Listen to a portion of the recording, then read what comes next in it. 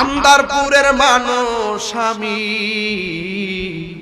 আন্দারপুরের মানুষ আমি, আন্ধার ঘরের বাসিন্দা। ও আল্লাহ, ও আল্লাহ, আমি পাপিষ্ট বান্দা।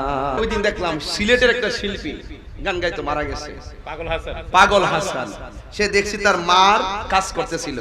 গই আছে না, গই খুব মায়া লাগছে দেখতে ভাই। গই আছে না লাঠির মধ্যে, স্টিকের মধ্যে গই যে বদে, ওর আম্মার গইগুলা হে বসে বসে দিতেছে এই ছেলেটা। সে একটা গান গাইছে, এটা আমি কয়েকবার শুনছি, আমার ভালো লাগছে।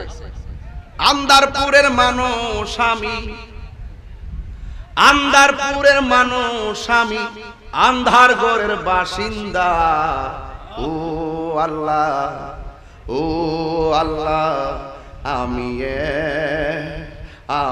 এক পাপিষ্ট বান্দা। আন্ধার ঘরের রাস্তা সুজা, ঘাড়ে লইয়া পারের বুঝা। আন্ধার ঘরের রাস্তা সুজা, ঘাড়ে লইয়া পারের বুঝা। আল্লাহ রাসূল মুর্শিদ বুঝা, আল্লাহ রাসূল মুর্শিদ বুঝা। পাগল মনের দান্দা গো। ও আল্লাহ, ও আল্লাহ, আমি এক পাপিষ্ট বান্দা।